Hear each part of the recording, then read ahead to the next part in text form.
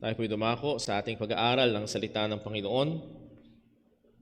Well, hindi ho isang tagong bagay na ang mga Pilipino ay mahilig umawit at kilala sa pagiging mahusay sa pag-awit. In fact, kamakailan lamang ay isang Pilipino ang nagawagi sa isang prestihiyosong contest ng awitan. Now, ang pag-awit ho o ang awitin ay isang matasabing common grace ng Panginoon na binigay sa lahat ng tao. Lahat ng tao, sa lahat ng kultura, sa anumang bansa, ito man ay sa syudad o sa tribo, sa bundukan, ay in one way or another ay merong expression ng pag-awit sa iba't ibang lengguwahe, sa iba't ibang mga kaparaanan. And as we have said, tayo nga bilang mga Pilipino ay kilala sa bagay ho na ito. At ang pag-awit ho ay malaking bahagi ng buhay ng mga mananampalataya.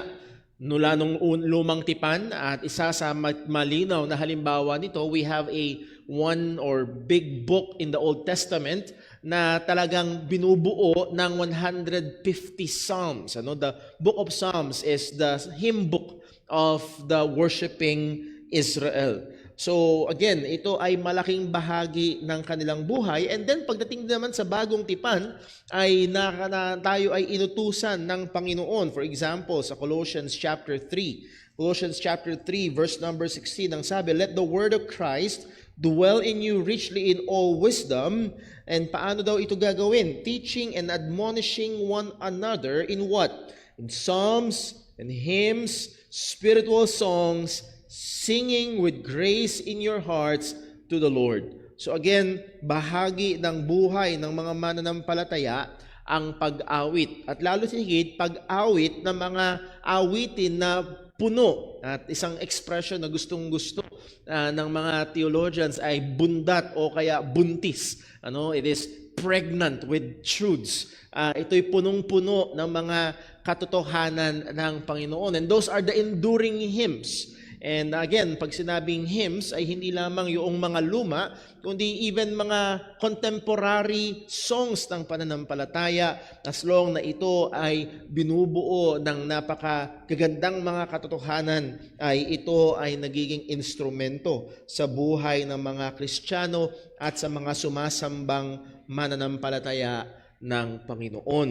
And we often find believers in the scripture itself kung saan ine-express nila ang kanilang pagpuri sa Diyos sa pamamagitan ng pag-awit.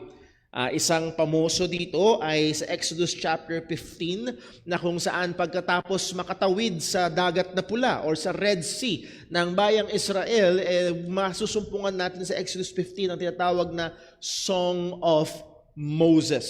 Song of Moses. And all throughout the narratives ng salita ng Panginoon, lalo na kung nahandoon ang mga tagpo ng pagliligtas ng Diyos, pagtatanggol ng Panginoon, o provision ng Panginoon, ay makikita nating madalas ang mga mananampalataya na meron silang outburst ng doxology, ng papuri sa Diyos, at madalas ito'y sa pamamagitan ng awitin. And such is the passage that we read. Isang awitin ng isang babae na throughout all generations ay tinatawag na blessed. And this is known as the Song of Mary. Or isang kilalang tawag dito is the Magnificat. The Magnificat. At kaya ito tinawag na the Magnificat is, that word Magnificat is the first word in the Latin translation of this passage na ating binasa. At ang sabi in English, "Then Mary said, my soul that magnify the Lord." Nandun yung word na magnify, the Magnificat. At ngayong hapong ito, ang ating titignan, ang Lord willing, ay matutunan natin mula sa mga talata na ating binasa ay ito. Believers who have received and experienced God's mercy, help, and salvation, like Mary, must be given to a life of magnifying the Lord. Ang mga mananampalataya na nakatanggap at nakaranas ng tulong, ng biyaya, ng kahabagan ng Diyos, ng pagliligtas ng Panginoon, kagaya ni Maria sa atin hong nabasa, ay kinakailangang ibigay ang kanilang mga sarili, ang kanilang buhay sa buhay ng pagbibigay papuri sa Panginoon. At para ho sa ating papatuloy o bago tayo magpatuloy, tayo ho muna ay manalangin. Let us pray. Panginoon naming Diyos, aming Ama sa langit, tunay ikaw ay karapat dapat lamang mamagnify. Karapat dapat ka lamang maitaas, Panginoon. Karapat dapat ka lamang tumanggap ng lahat ng papuri. At sa amin, O Diyos, lalo't higit na nakaranas, nakatanggap, O Diyos, ng iyong nagliligtas na biyaya, nawa masumpungan mo ang aming mga buhay, na hindi lamang ang aming mga labi, kundi maging ang aming mga kamay, ang aming mga paa, ang aming buong pagkatao, O Diyos, ay engage sa pagbibigay papuri sa iyo. Ingatan mo nawa kami, Panginoon, at masumpungan mo po nawa na maging sa gitna ng mga madidilim na sandali ng aming mga buhay ay nahandun pa rin ang aming pasalamat, nahandun pa rin ang aming pagsamba, nahandun pa rin, Panginoon, ang aming papuri. Muli, O Diyos, ikaw pong gumabay, mag-ingat sa amin, tulungan po ako bilang tagapagturo at bawat isang makikinig. Bigyan mo kami ng bukas na isipan, bukas na mga mata at bukas na tenga upang tumanggap ng iyong mga katotohanan. Dalangin namin ito sa ngalan ng aming Panginoong Hesukristo. Amen. Well, tingnan ho muna natin ng kaunti ang setting ng passage na ating binasa. And if you were with us last Sunday afternoon nung ating Christmas service, pinag-aralan natin nung hapon ang mula verses 26 hanggang 38, and we looked at the life of Mary as a good example. At pangunahin nga natin na pambungad ay itong Netflix film na ang title ay Mary, and sadly, they have truly missed the truth. Kanilang hindi tinamaan ang maraming katotohanan, and maybe they made effort na iwasan sapagkat dun sa mismong interview ng director at yung iba pang mga taong involved sa film na yun, ang kanilang basis is mga extra biblical literatures. So again, ito ay taliwas sa mga sinasabi ng salita ng Diyos. Nevertheless, if we look at the scripture, Mary is a very good example, not just for the young ladies or mga kababaihan dito sa church, but also sa ating lahat bilang mga mananampalataya. We saw that Mary is a good example of purity, and that is sexual moral purity. Pangalawa, nakita natin she's an example of maturity. Na kahit sa kanyang batang edad, nandun yung mature na kaisipan ni Maria. And then she's an example of godliness sa pagiging makadiyos. At actually, mamaya, dito sa ating pag-aaral, makikita natin kung gaano kasaturated ng salita ng Diyos, ng mga katotohanan ng Panginoon, itong batang babaeng ito na si Maria.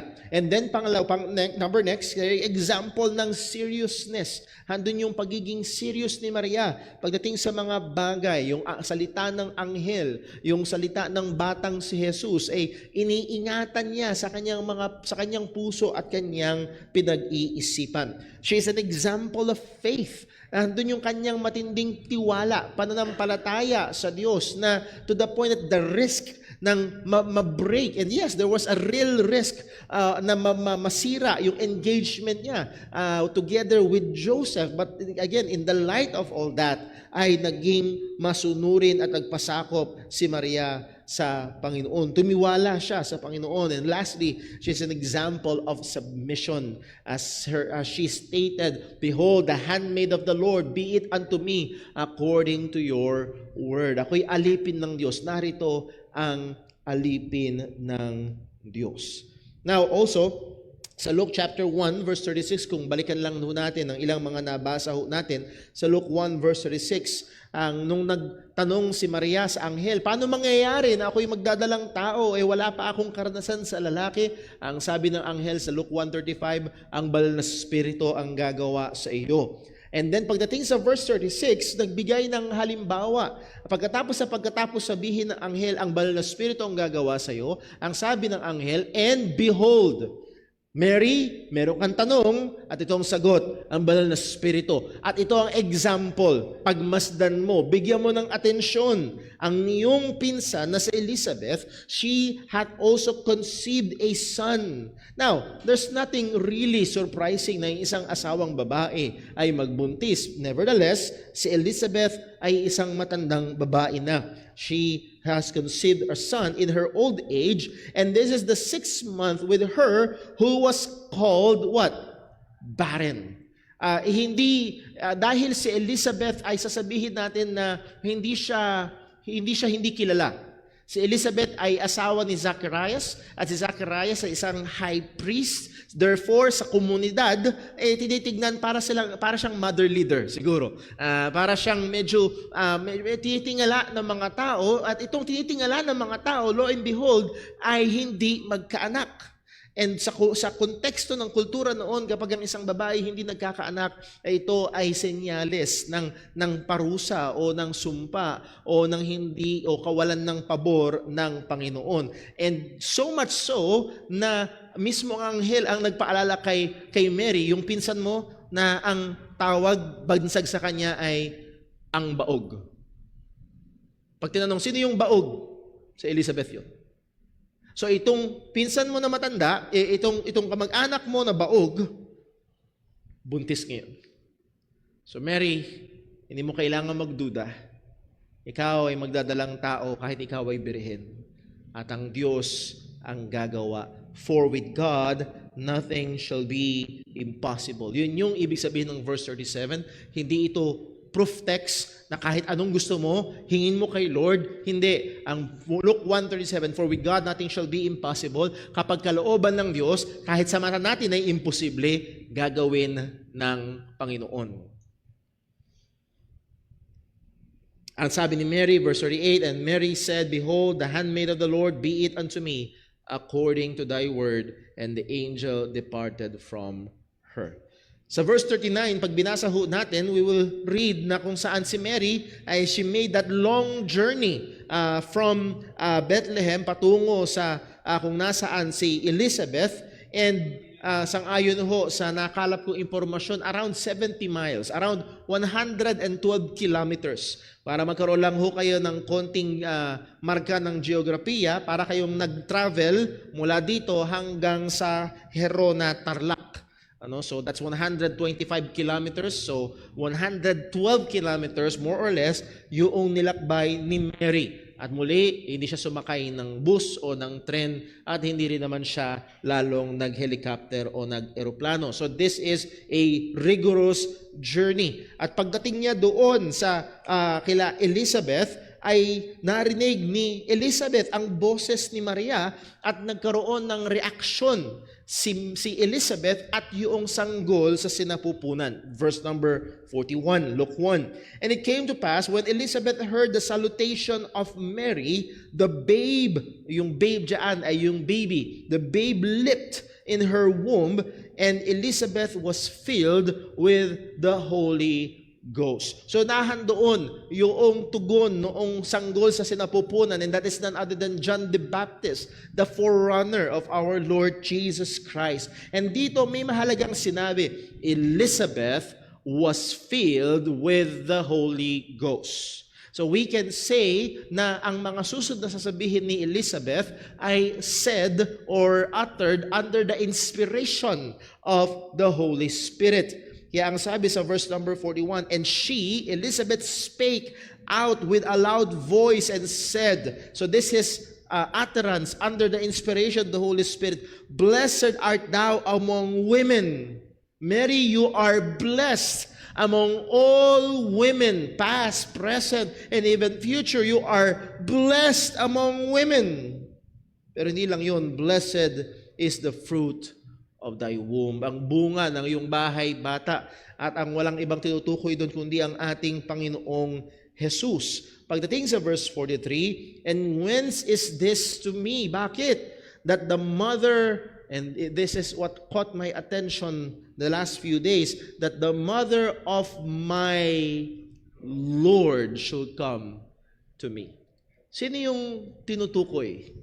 Paano mangyari na ang nanay ng aking Panginoon. And this can only happen through the revelation ng Diyos. Kagaya kay Peter, nung sinabi ni Peter, "Thou art the Christ, the Son of the living God." Ang sabi ni Jesus sa kanya, "Flesh and blood hath not revealed it unto thee, but my Father which is in heaven." Muli, paano malalaman? Hindi pa pumapasok sa bahay si Mary, hindi pa nakukwento kung anong nangyari. Walang idea si Elizabeth na buntis itong si Maria. Pero malayo pa lamang ay nagsalita na itong si Elizabeth. Anong rason para pumunta sa akin ang nanay ng aking Panginoon? So, ni-recognize ni Elizabeth under the inspiration of the Holy Spirit that baby inside. Sorry kung sa mga naniniwala ng abortion na yung fetus ay hindi tao. No, here is that fetus, if you may say, that baby in the womb na tinuring ni Elizabeth, my Lord. My Lord. So muli, ito ay napakatinding tagpo. Verse 44, "For lo, as soon as the voice of thy salutation sounded in mine ears, the babe leaped in my womb for joy." Nung narinig ko ang iyong boses, Mary, yung sanggol sa sinapupuno ko, again, that is John the Baptist, ang inordain ng Diyos na forerunner ng ating Panginoong Jesucristo, he leaped for joy. Andun yung response. And muli, hindi lamang ito siyempre yung mga, bilang tatay, isa sa mga joy ng mga ama ng tahanan, yung nagbubuntis si Mrs. Nakikita niyo yung bumabakat yung paa, tapos gumagalaw, namamangha ka doon sa batang gumagalaw. At lalo na pag kumain ng something na matamis, kumain ng something na malamig, sumisipa, at naandun yung likod. And again, this is not just an ordinary na paggalaw ng bata. Again, this is Elizabeth speaking under the inspiration of the Holy Spirit. "The baby leaped in my womb for joy." Joyous response, a godly response.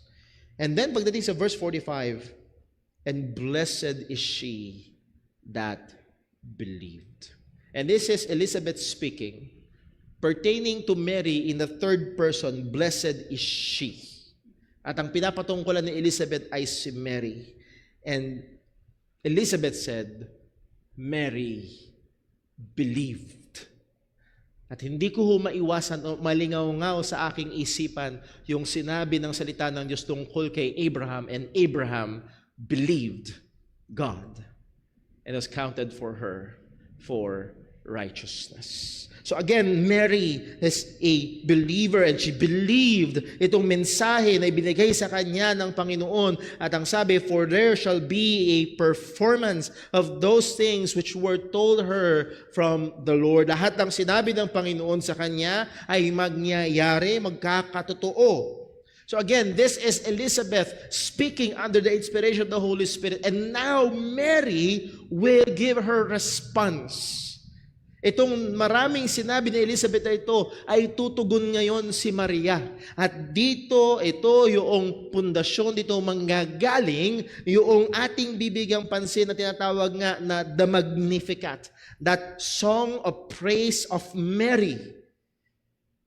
Yes, si Mary ay isang magandang example as we have studied noong nakaraan, as we have reviewed ngayon. Pero dito makikita natin ang isang young village girl. Again, hindi malabo na si Mary is around 14 to 18 years old at this time. Sa mata natin ay batang-bata. At may pagkakataon na tinitignan natin sa ating kultura, well, ano bang alam ng bata? At minsan pinupush lang natin ang mga bata na maglaro lang. Nevertheless, narito ang isang young village girl. Hindi siya lumaki sa mga affluent na family at sa mga edukado at mga maririlag na kalagayan. She is just masasabi natin, a simple young village girl. Pero makikita natin kung paano ang batang babaeng ito ay puno ng salita ng Diyos at kilala niya ang kanyang Diyos. Let me pause here for a while and challenge us. Kung ang isang batang babaeng ito ay mayroong malalim na pagkakilala sa kanyang Panginoon, hindi ba tayo ay dapat mahamon? Tayo rin naman, lalo na in believers in the New Testament, mas maraming reveal sa atin ng Panginoon sa panahon natin ngayon, ay maging puno tayo ng mga katotohanan ng Diyos. And we will see here in this song, again, out of the abundance of the heart, the mouth speaks. And Mary will speak. At makikita natin yung God-centeredness ni Mary. Kung gaano siya ay punong-puno ng mga kaisipan patungkol sa Diyos, kung gaano ang hindi siya nakasentro sa kanyang sarili, kundi nakasentro siya sa kanyang Panginoon. Isang batang babae na kilala niya ang kanyang Diyos, na alam niya ang kanyang scripture, or sa termino natin ngayon, ang kanyang Bible. Well, verse number 46, tingnan natin. And Mary said, "My soul that magnify the Lord. My soul that magnify the Lord." Now, my soul, ito ay often ginagamit na pumapatungkol sa buhay or pumapatungkol sa kabuuan ng pagkatao, in the very depths ng being ng isang tao. At isa sa binibigyang diin pag ginagamit ang mga salitang ito ay yung authenticity. Nahandun yung pagiging genuine. In the New Testament, ng ating Panginoong Jesus ay nagbigay ng babala sa mga tao na sumasamba sa Diyos ngunit panlabas lamang. Ang kanilang mga nguso ay malapit at nagpupuri sa akin, ngunit ang kanilang mga puso ay malayo. Hindi ganon si Maria. My soul that magnify the Lord, my whole being, the entire person ay engaged sa pagpuri sa Panginoon. That word magnify meaning to amplify, palakihin, to enlarge, to lift up, itaas, to exalt, to focus on. Ipakita niyong kadakilaan.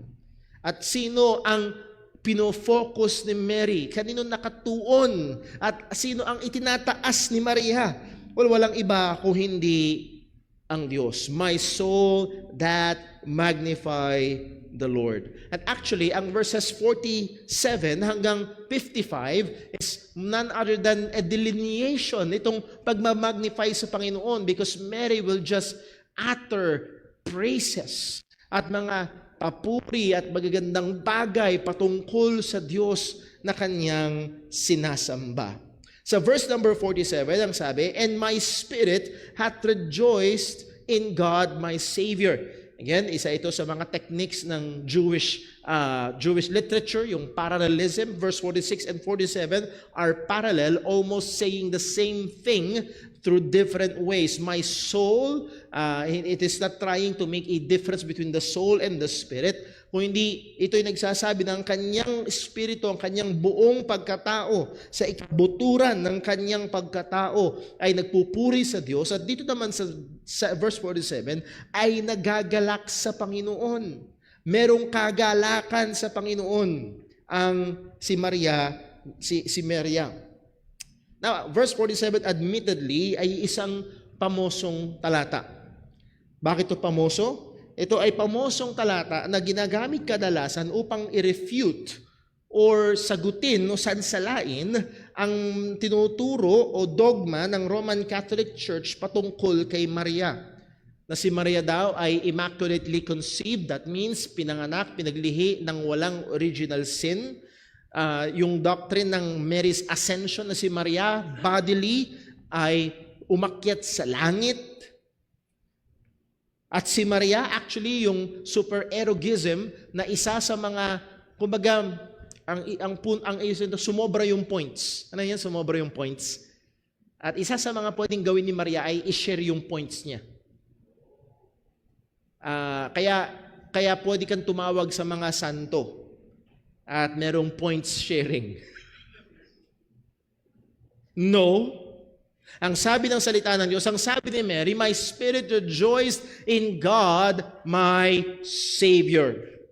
Hindi siya naakyat sa langit, hindi siya naligtas sa pamamagitan ng kanyang sariling performance. God is her Savior. Yes, Mary is a chosen woman. Mary is a special woman. Mary is a blessed woman. But Mary is still a woman like everyone. Siya ay pinanganak na sa lahi ni Adan at ni Eva. Pinaglihi sa kasalanan kagaya ni Haring David. At siya ay isang taong nangangailangan ng kahabagan at biyaya ng Diyos na nagliligtas. Meron ho kong isang Facebook friend, pag sinabi ko yung pangalan, kilala ng iba sa inyo, antong mga nakaraan, ang kanyang mga post ay patungkol kay Mary. At isa sa mga binigyan niya ng pansin ay yung katotohanan na si Mary ay isang makasalanan. And again, sa atin, it is a given. Yes, makasalanan si Maria, pero naahan doon yung mga apologists, yung mga tagapagtanggol ng doktrina ng Roman Catholic Church. Nang sabi nung isa, naalala ko ang sabi nung isa, hindi naman pag sinabing all have sinned and come short of the glory of God, hindi naman all ay all. Tignan mo si Jesus. Si Jesus walang kasalanan. Ako, wow. As if na pareho lang si Jesus at si Maria. Kagaya nung ating napag-aralan kanina, yes, si Jesus ay tunay na tao, pero hindi lamang siya tao. Siya ay Diyos na nagkatawang tao. Siya ay truly God and truly man. Siya ay namumukod tangi. At hindi ganun si Maria. Muli ho, mga kapatid, mga kaibigan, hindi natin ibinababa si Maria, ilalagay lang natin siya sa tamang kalalagyan. Dahil si Apostol Pablo mismo ang nagsabi, ayaw niya na maitaas siya sa higit sa kung ano lang ang nararapat. Anong sabi ng salita ng Diyos? Romans chapter 3 verse 9, what then? Are we better than they? No, in no wise. For we have before proved, both Jews and Gentiles, that they are all under sin. Verse 10, as it is written, there is none righteous, no, not one. There is none that understandeth. There is none that seeketh after God. Wala. Liban na ang Diyos ang kumilos. Liban ang Diyos ang magligtas sa isang tao. Hindi ang tao ang humahanap sa Diyos. Ang sabi niya, I came to seek and to save that which was lost. So I rejoiced in God my Savior. Sa words mismo ni Mary, she is a sinner who needs saving. Verse 48, ang sabi, and muli, nahandoon yung pag-magnify ni Mary sa Panginoon, nahandoon yung pag-rejoice ni Mary sa Panginoon na kanyang tagapagligtas. Pagdating sa 48, verse 48, nagbigay siya ng mga rason. Bakit? Bakit ganun yung kanyang mataas na pagpuri sa Diyos? Bakit ganun yung kagalakan niya sa Panginoon na kanyang tagapagligtas? Verse 48, for he hath regarded the low estate of his handmaiden. For behold, from henceforth all generations shall call me blessed. Nagbigay si Maria ng mga rason ng kanyang pagtataas sa Diyos, kanyang pagmamagnify sa Panginoon. Sang sabi niya, for he had regarded the low estate of his handmaiden. Mary, take note, Mary sees herself as not someone who is special. Nakikita niya ang kanyang sarili na hindi espesyal. Nakikita niya ang kanyang sarili na hindi mas mataas kaysa sa iba. Nakikita niya ang kanyang sarili na hindi siya isang babae na dapat lang. Sa lahat ng babae dito sa Jerusalem, sa lahat ng babae dito sa Israel, dapat lang ako. No, ang sabi niya, God, hath regarded what? The low state. Ang mababang kalagayan. Hindi mataas ang pananaw ni Mary sa kanyang sarili. At paano niya dinescribe ang kanyang sarili? The handmaiden. Ang handmaiden, it's a magandang pakinggan, pero ang translation niyan is a female slave. Babaeng alipin. Alipin na babae. Binigyan ako, papuri sa Diyos at nilalwalhati ko ang Panginoon sapagkat binigyan niya ng atensyon ang nasa mababang kalagayang aliping babaeng ito. Ito ang pananaw ni Mary sa kanyang sarili. So anong punto? In her lost state, God gave her attention.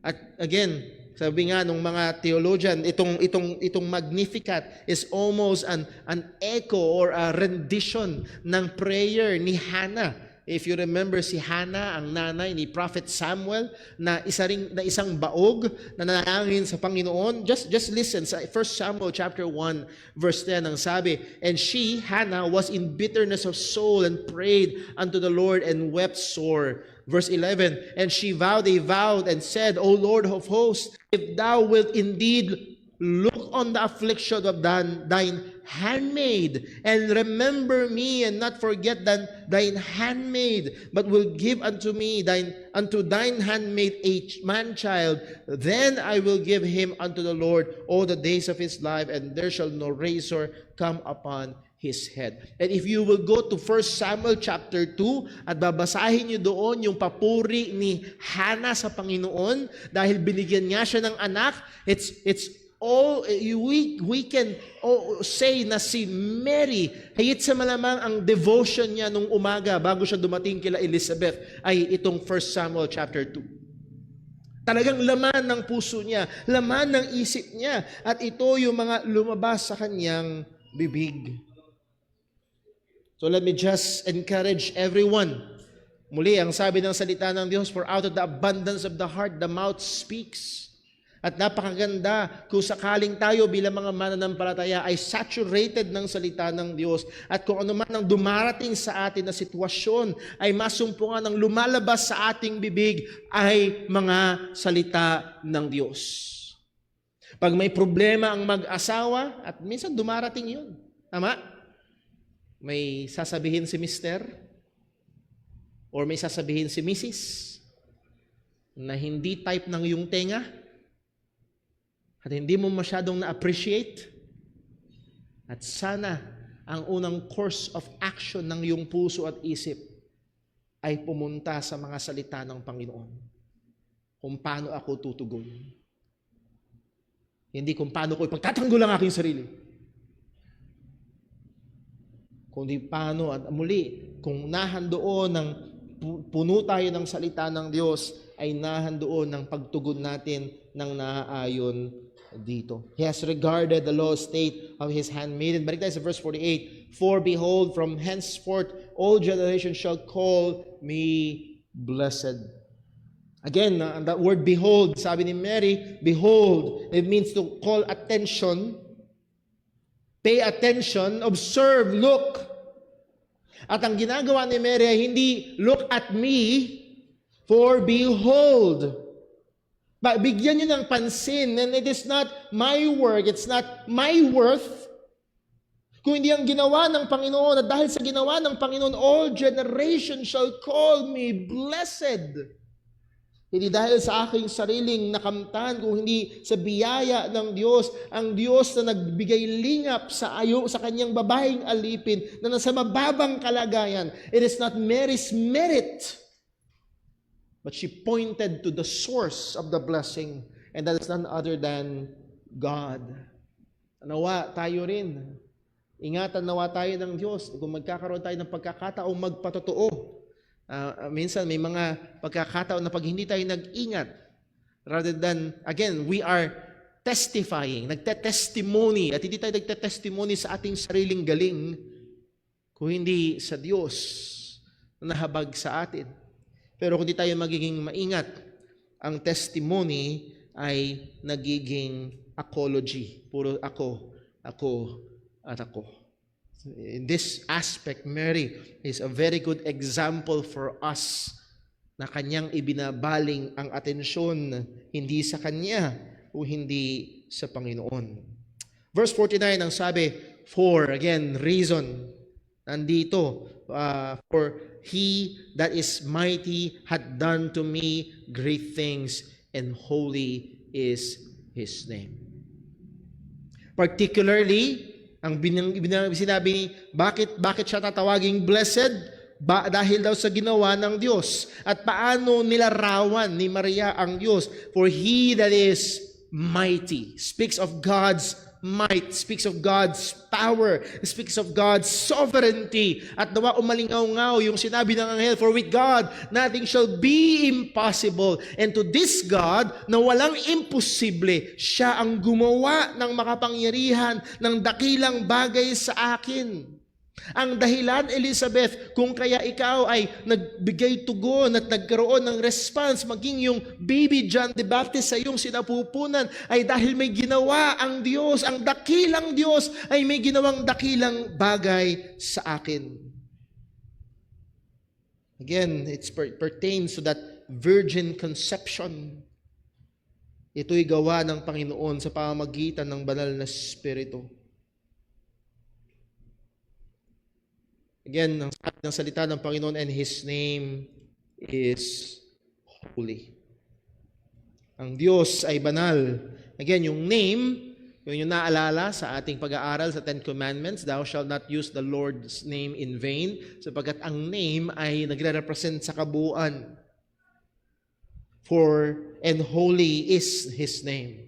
At hindi lamang ito yung name na, proper name na binabanggit natin, kung hindi, ito'y pumapatungkol sa kabuuan ng Diyos, that God is holy.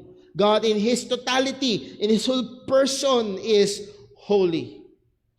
Itong ginawa ng Diyos na ito ay walang anumang bahid ng kamalian, walang anumang bahid ng kasalanan.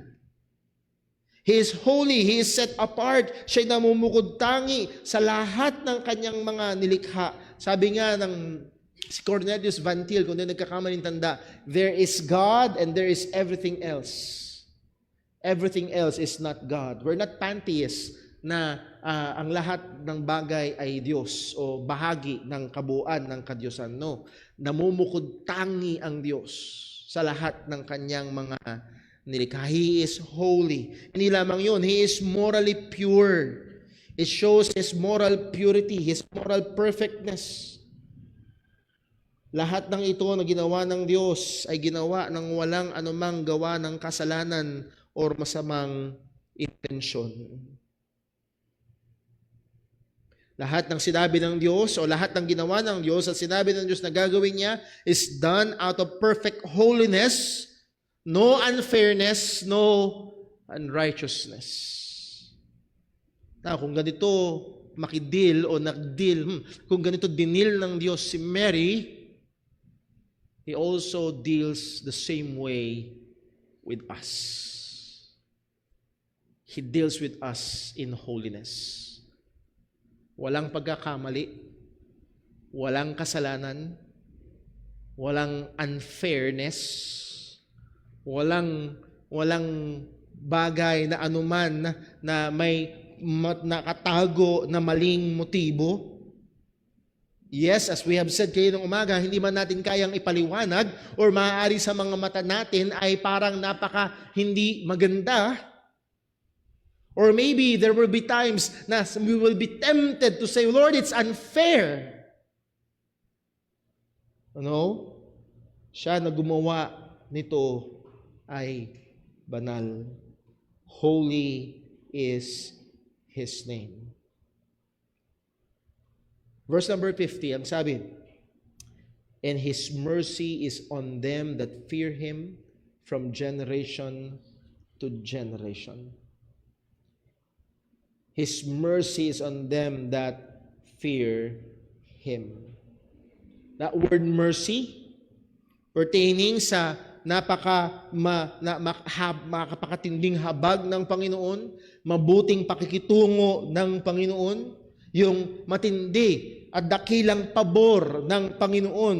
At itong mercy na ito ng Diyos ay meron daw pinagtotoonan. Kanino ito nakatuon? Is on them that fear Him.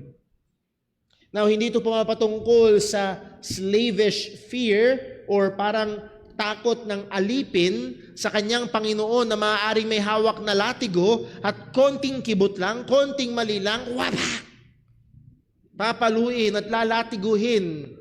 Hindi ito slavish fear, but rather that fear of awe, that reverence, this godly fear, this, ang tawag ng mga theologians, this filial fear. Pag sabing filial fear, ay walang iniwan yan sa takot ng anak sa kanyang magulang. Na hindi lamang siya takot sa pamalo, kundi nahandon yung kanyang pagkamangha, nahandon yung kanyang panggigilalas, nahandon yung kanyang paggalang. Reverential awe sa Panginoon. We can see here mula dito at again, this is Mary in a humble way. His mercy is on them that fear Him. Well, His mercy is overflowing towards Mary. So this is Mary in a very humble way ay nagpapatotoo siya dahil sa kanyang pagkakaroon ng takot sa Diyos ay nahandoon ng kanyang nahandoon ang habag ng Panginoon sa kanya. We can see here the robust faith ni Mary. Tunay na pananampalataya expressed in genuine fear and reverence toward God. Those that fear God is the object of God's mercy, God's favor, God's help, and blessing. So, His mercy is on them. Take note, plural. So, hindi ito monopolized ni Mary. Ito ay nasa kanilang lahat na may takot sa Kanya from generation to generation. Isa sa madalas kong naririnig na term ng mga sports analysts patungkol sa mga present-day basketball players. Lalo na kapag pumipirma ng mga matitinding kontrata as high as 50, 55, 60, $63 million a year. Nakakalulang daming pera. At pipirma sila ng 4-year contract. At ang tawag nila dito ay generational wealth. Na yun daw, yaman, yung kayamanan na yun, yung pera na yun, ay tatawid sa mga susunod na henerasyon. Makikinabang ang mga susunod na henerasyon. Now, ang punto, kaya ko sinabi huyaan, ang sabi ni Mary, and His mercy is on them that fear Him from generation to generation. Ang pagiging makadiyos ng kasalukuyang henerasyon ay pwedeng merong epekto sa mga susunod na henerasyon. Ay, hindi ko lang maalala yung eksaktong pangalan, pero may ginawang pag-aaral ang isang eskwelahan na kung saan tinignan nila ang isang lalaking makadiyos at yung mga lahi na lumabas dito at isang lalaking kriminal at yung mga lahing lumabas dito. At nung tinignan nila yung lahi ng makadiyos, dalawa, kung hindi nagkakamang tanda, napakinggan ko, dalawa ay naging president ng mga universities, may mga naging lawyers, may mga naging doktor. At I'm not saying na kung ikaw ay makadiyos, ay yung lahi mo ay mga magiging, but yung epekto. And kung tama ang alala ko, yun ay yung lahi ni Jonathan Edwards. So muli, ito ay may epekto sa mga susunod na henerasyon. Ang sabi ng Psalm 103, number 17, but the mercy of the Lord is from everlasting to everlasting upon them that fear Him, and His righteousness unto children's children. So sa mga lolo't lola, it will be a great benefit to be a God-fearing lolo-lola. Well, verse number 51, kailangan natin bilisan. And He had showed strength with His arm. He had scattered the proud and in the imagination of their hearts. He had showed strength in His arm. Nagpakita siya ng lakas. Again, this is clearly an anthropomorphism. Ang Diyos ay walang arms. This is using human characteristics na pinapertain sa Panginoon para magkaroon tayo ng picture, magkaroon tayo, mas maunawaan natin. Over and over sa Exodus 15, laging sinasabi na ang Diyos inilabas ang Israel from Egypt with a stretched out arm. So nagpapakita yun ng kapangyarihan. Nagpapakita ito ng lakas. Again, He had showed strength with His arm. Nagpakita ang Diyos ng kanyang kalakasan. Siya ang nag-iingat, siya ang nagpoprotekta sa lahat ng may mga takot sa Kanya. At ito ay napagmasdan at nasaksihan ng buong bayang Israel. Sa maraming mga pagkakataon, sila iningatan, ipinaglaban, pinagtanggol ng Panginoon. At hindi lamang yun, kung siya ay may matinding kahabagan at sa kanyang lakas ay pinagtatanggol niya ang may mga takot sa kanya, kabaligtaran naman sa mga mayabang. He had scattered the proud in the imagination of their hearts. Narito ang mga tao, sila ay proud in the imagination of their own hearts. Sa kanilang mga sariling kaisipan, sa kanilang mga sariling damdamin, para maganito, mataas ang tingin, mataas ang tingin sa sarili. Hindi ito tingin ng iba sa kanila, hindi ito sinasabi ng iba sa kanila, ito yung sinasabi nila patungkol sa sarili nila. I am special. I am better. I am higher. I am more worthy. And this is a common theme ng salita ng Diyos sa kung saan ang Biblia ay consistent na ang Diyos ay namumuhi sa mayabang. 1 Peter chapter 5 verse 5, likewise ye younger submit yourselves unto the elder, yea all of you be subject one to another and be clothed with humility, for God resisteth the proud and giveth grace to the humble. Kalaban ng mayabang ang Diyos. Verse 32, He hath put down the mighty from their seats and exalted them of low degree. Yung mga makapangyarihan, yung mga matataas, matataas sa kanilang sariling paningin, matataas sila kung paano nila display ang kanilang mga sarili. And yes, maybe sa komunidad sila ay matatawag na big shot at maaaring may mataas na estado, pero sa kanilang puso at sa kanilang paraan ng pamumuhay ay pinapakita nila ito mula sa kanilang mga upuan, sa kanilang mga luklukan. Sa mga luklukan nila na akala nila sila ay safe. Sa mga luklukan nila na akala nila hindi sila maaalis. Ang sabi ng salita ng Diyos, He hath put down the mighty from their seats. Ang mayabang ay hindi tatagal. Hindi untouchable. Pero sa kabila noon, ang sabi, and exalted them of low degree. Ang Diyos ang nagtataas sa mga mapagkumbaba. And if you remember, paano din-describe ni Mary ang kanyang sarili? The handmaid of the Lord. At ang Diyos ay nasa business ng paggamit at pagpili ng mga mabababa para hiyain ang matataas, ng mahihina para hiyain ang malalakas. Upang ang kapurihan ay hindi mapunta sa tao, kundi mapunta sa Diyos. Sabi nga ng 1 Corinthians chapter 1 verse 1 that no flesh should glory in His presence. Verse 53, Luke chapter 1, He hath filled the hungry with good things, and the rich He hath sent empty away. Now, gusto ko lang magpaalala dahil baka mamaya sa unang basa ay sa ating paningin ay matik na ang Diyos ay may pabor sa mga mahihirap na tila baga may innate good sa pagiging poor at may innate bad sa pagiging rich.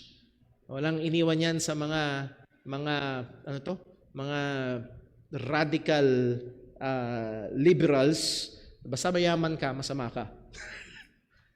Kung mayaman ka, may masama sa'yo. Yun ang laging assumption. Kung mahirap ka, you're part of the good guys. No, hindi ito ang tinutukoy dito. This is a celebration of God's general mercy. Yung general mercy ng Panginoon na kung saan siya ay daily nagpo-provide sa mga mahihirap, daily nag-iingat at nagsusustento sa mga nasa abang kalagayan. Muli, mga kapatid, there's just 1% of the riches of the rich. At karamihan ng populasyon ng mundo ay malalagay doon sa napakahirap na kalagayan. Pero sino nagsusustento? Walang iba kung hindi ang Panginoon. Ngunit itong mga mahihirap na akala nila self-sustaining sila, itong mayayaman na akala nila ay self-sustaining sila, itong mga mayayaman na mataas ang tingin sa sarili, na nakaluklok at akala nila safe na safe sila sa kanilang mga luklukan, ang sabi ng salita ng Diyos, and the rich He had sent empty away. Muli, this is not a general statement na kung saan pag mahirap, okay, pag mayaman, hindi okay. That's not the point. Kundi, ang punto rito, ang kahabagan ng Diyos sa mga nasa abang kalagayan at yung parusa ng Diyos o laban ng Diyos sa mga nasa mayabang na kalagayan. Verse 54, He had holpen, very old English, He had helped. Tinulungan niya ang kanyang aliping Israel in remembrance of His mercy. Again, this is but a very, if I could call it a great understatement. All throughout the Old Testament, mula nung pagtawag ng Diyos kay Abraham, God has been continuously Israel's help.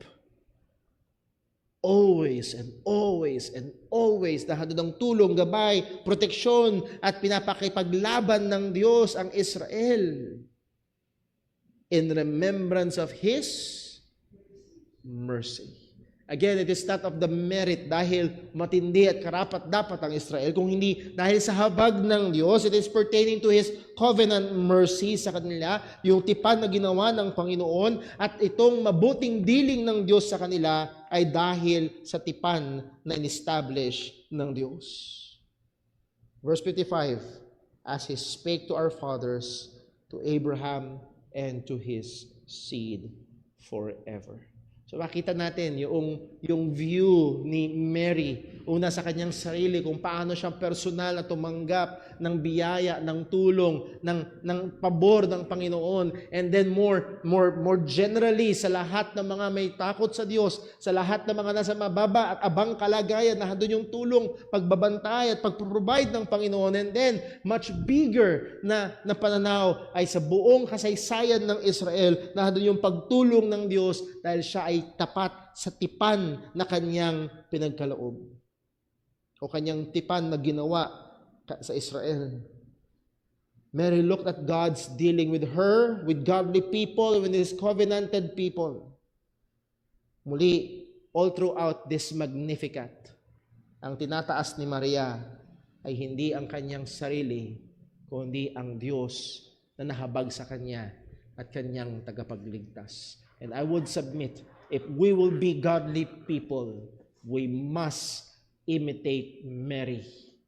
Hindi itaas si Mary, kundi gayahin si Mary na nagtaas sa Diyos, na habag at nagligtas at gumamit sa Kanya. At nawa ngayong Pasko, at maalala natin, again, isang panahon ito na tayo napapaalalahanan ng mga ganitong bagay. Tulungan tayo ng Diyos na itaas natin ang Panginoon. Yes, throughout the festivities, throughout the events na maaaring meron tayong mga gagawin, kasiyahan, huwag nating kalimutan na mag-mention at magbigay ng pasalamat, papuri sa Panginoon. Even in our families, in our family altars or devotions, i-point natin ang mga bata, i-point natin ang ating mga mahal sa buhay sa Diyos na habag sa atin. Let's pray. Panginoon naming Diyos, aming Ama sa langit, tunay napakagandang halimbawa na yung pinagkaloob sa amin. Itong batang babaeng si Maria, at kung paanong siya ay puspos at puno ng mga katotohanan at nahandoon ng kanyang malalim na pagkaunawa at pagkakilala sa iyo. O tulungan mo nawa kami, O Diyos, bilang iyong mga tao, bilang iyong mga mananampalataya, bilang iyong iglesia, na kami rin naman, O Diyos, ay mapuno ng mga katotohanan, mapuno, O Diyos, ng mas malalim pang pagkakilala sa iyo, upang anuman ang aming maging kalagayan o mga sitwasyon na aming haharapin, ang unang mga lalabas sa aming bibig ay mga bagay patungkol sa iyo. Ingatan mo nawa kami, Panginoon, tulungan mo kami na huwag mahulog sa kasalanan, sa lubong namin sa tinatawag na Kapaskuhan. Kagaya ng aming napag-aralan kaninang umaga, maging laman nawa ng aming puso't isipan ang katotohanan ng aming Panginoong Hesus ay Diyos na nagkatawang tao upang magligtas ng mga makasalanan. Lord, kung maaari, gamitin mo po kami. Buksan mo ang oportunidad upang maibahagi namin ang ebanghelyo sa iba. Buksan mo ang oportunidad upang makapagpatotoo kami, hindi ng aming sarili, ng aming husay, kundi ng iyong habag, ng iyong biyaya, ng iyong kabutihan sa amin. Lalo't higit upang maibahagi namin ang ebanghelyo ng aming Panginoong Hesukristo. Salamat po, O Diyos, at kasama ni Maria, we do magnify you. We do rejoice in you, our Savior.